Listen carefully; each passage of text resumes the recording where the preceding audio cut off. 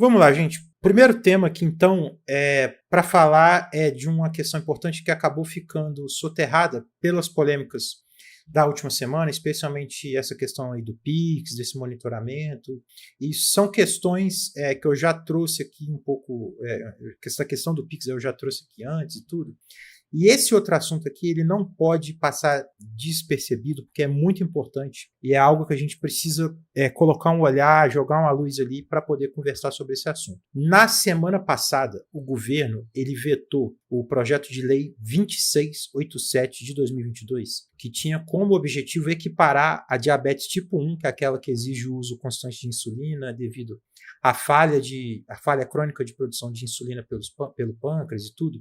E aí esse PL ele equiparava a diabetes tipo 1 à condição de deficiência para fins legais. Esse veto ele levantou muita discussão sobre saúde pública, sobre direito, sobre política social. E eu queria trazer aqui uma análise para a gente entender um pouco dessa decisão, especialmente para mostrar algumas coisas que vão muito além desse debate, dessa questão, né? Então, para contextualizar, eu vou colocar aqui para vocês uma notícia do UOL, só para a gente poder começar esse debate, que é o seguinte, ó, Lula veta projeto de lei que classifica diabetes tipo 1 como deficiência. E o que diz, né, essa notícia aqui? Ó? O presidente Lula vetou integralmente nessa segunda-feira, dia 13 agora de janeiro, um projeto de lei aprovado pelo Congresso, deixa eu só inverter aqui que está confuso esse negócio, para classificar diabetes mellitus tipo 1 como deficiência. O que aconteceu? Pessoas com diabetes tipo 1 passariam a ter benefícios se o governo aprovasse o projeto de lei. Teriam direito ao BPC, aposentadoria antecipada, isenção de imposto na compra de automóveis e reserva de vaga em concurso público, por exemplo. O presidente argumentou que o projeto não aponta estimativa de impacto na medida do orçamento, no orçamento, e tem umas aspas ali, né? A proposição resultaria em aumento de despesa obrigatória de caráter continuado sem que tenha sido apresentada a estimativa de impacto orçamentário e indicada fonte de custeio ou medida de compensação em descumprimento dos requisitos da legislação fiscal. Diz a justificativa elaborada em conjunto pelos Ministérios da Fazenda, Planejamento e Orçamento, Gestão e Inovação, Direitos Humanos e Cidadania, Saúde e pela Advocacia Geral da União. Eu não vou forçar muito aqui, eu só queria destacar uma coisa que é o seguinte. Esse projeto de lei, na verdade, ele equipara para algumas questões, eu vou entrar nesses detalhes daqui a pouco, eu só queria destacar para vocês o seguinte, a principal coisa que a UOL coloca aqui, inclusive, uma notícia muito chapa branca em relação ao governo, né? Destaca essa questão de teriam direito ao BPC, aposentadoria antecipada, isenção de imposto em compra de carro, porque existe essa política de isenção para pessoa com deficiência e tal. Só que tem uma questão, é que eu vou voltar aqui, só queria mostrar a notícia para vocês.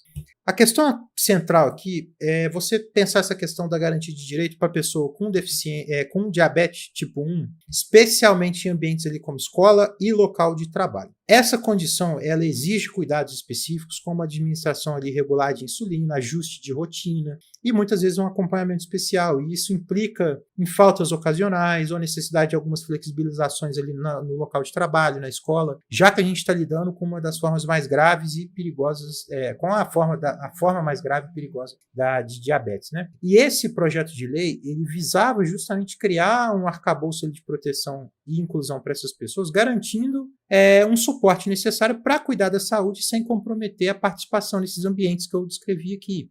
E assim, gente, é uma demanda legítima, ela é baseada na realidade de quem enfrenta essa condição diariamente, e isso toca em histórias até pessoais, próximas, assim, que evidenciam essa gravidade do problema. Recentemente a gente teve um conhecido da família lá, que frequentava a nossa casa, que já passou Natal com a gente, que faleceu recentemente por conta de complicações da diabetes, faleceu muito novo, inclusive com 40 e poucos anos, por conta desse agravamento, dessa falta de acompanhamento. Então é uma questão séria. E esse projeto de lei, ele vem numa campanha aí, que já é uma campanha global, e você tem ali países como Reino Unido, Estados Unidos, Finlândia, França, Canadá, Chile, Colômbia e vários outros que já possuem legislações semelhantes que reconhecem essa questão, que estão caminhando nessa legislação. O Brasil, com esse veto, ele se distancia dessa prática de proteção, dessa prática de ampliação de direito, o que torna esse debate urgente, e por isso que muita gente, inclusive, comentou comigo, um rapaz me mandou no Instagram um material, conversou comigo sobre isso, que inclusive ele falou que a comunidade está muito revoltada com o governo por conta disso. Porque o que acontece? Aqui entra uma dinâmica que eu considero até absurda dentro desse contexto, porque ela escancara não só o impacto da política de austeridade, mas também a forma como o debate político é feito no Brasil, e ele tem falhado, a política brasileira tem falhado em atender às demandas de inclusão e de proteção da população. A principal justificativa do governo para vetar o projeto de lei foi a questão da ausência de uma estimativa de impacto orçamentário.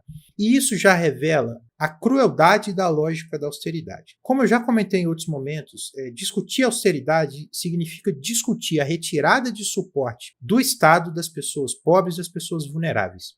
E aqui a gente está falando de pessoas que dependem da saúde pública, da educação pública, de infraestrutura básica como asfalto e iluminação, de condições que permitam ter uma vida digna. E são necessidades que a iniciativa privada ela não garante. E mesmo quando é capaz de garantir alguma coisa, essas pessoas elas não têm condições de pagar, igual a questão de saúde, a questão de educação. E o veto a esse projeto, ele simboliza essa lógica tecnocrática, que eu já estou falando aqui com você já tem um tempo, em que o foco está muito mais ali no número, nas metas fiscais, e ignora completamente o impacto humano dessas decisões. E aí o debate fica resumido a essa questão de números, enquanto as pessoas que realmente sofrem as consequências dessas políticas são invisibilizadas. E é exatamente isso que precisa ser discutido aqui. Eu vou detalhar os motivos pelos quais essa abordagem emblemática, essa questão tecnocrática emblemática, para a gente poder pensar e repensar isso. Quando você equipara uma doença crônica como a diabetes tipo 1 à deficiência, isso é uma questão que você teria ali uma certa ampliação, uma certa possibilidade do acesso a benefícios, especialmente o benefício de prestação continuada. E aqui entra essa discussão em que a gente percebe que o problema ele fica muito mais evidente, né? Há algum tempo, a gente já está vendo a cruzada do governo contra o BPC, tentando retirar pessoas ali do benefício para economizar recursos naquela economia burra que eu já cansei de falar aqui, que é só para alimentar essa narrativa de ajuste fiscal. No caso da diabetes tipo 1, o Brasil tem cerca de 600 mil pessoas diagnosticadas com essa condição, só que na hora que você cruza esses dados em relação à classe social, em relação à renda, para ver quem teria acesso, por exemplo, ao BPC, você percebe que esse universo dessas pessoas que poderiam pedir o BPC é um universo aí de aproximadamente 28 mil pessoas. E fazendo uma conta simples, se todas essas pessoas fossem incluídas no BPC, o impacto orçamentário disso seria aí de um pouco mais de 40 milhões de reais. E assim, gente, 40 milhões de reais em termos de orçamento federal não é nada. É um valor ínfimo comparado ao que o governo gasta, por exemplo, com emenda parlamentar, com salário do judiciário, com esses gastos exorbitantes do judiciário, com os juros da dívida pública, então, que nem tem comparação, que são cifras muito maiores. E esse contraste, ele expõe essa insensatez da austeridade, que corta recurso essencial para a população vulnerável, igual a gente está percebendo, enquanto mantém privilégios de várias castas na sociedade intocáveis. E, além dessa questão, as organizações que defendem os direitos das pessoas com diabetes, elas já apresentaram estimativa de impacto orçamentário, inclusive desmentindo o argumento utilizado pelo governo para vetar o projeto de lei, uma estimativa que foi junto com o relatório, com a aprovação, né, o relatório em favor da aprovação. Essa situação ela escancara essa lógica cruel da austeridade, né, gente? Para preparar esse comentário aqui, eu li o relatório do senador Alessandro Vieira, que é um senador do MDB, que é do movimento, acredito que ele é um cara bem mais liberal, se a gente for ver, e ele destaca, inclusive, né, e é uma coisa que a gente também precisa debater, que não tem nenhuma malandragem aqui. O Alessandro, inclusive, ele coloca vários aspectos ali como relator para evitar abuso, para proteger o projeto de eventuais distorções, de eventuais abusos, rebatendo muito do senso comum sobre essa questão do tipo de diabetes, que foi um debate muito pobre, inclusive, que ele destaca lá no relatório.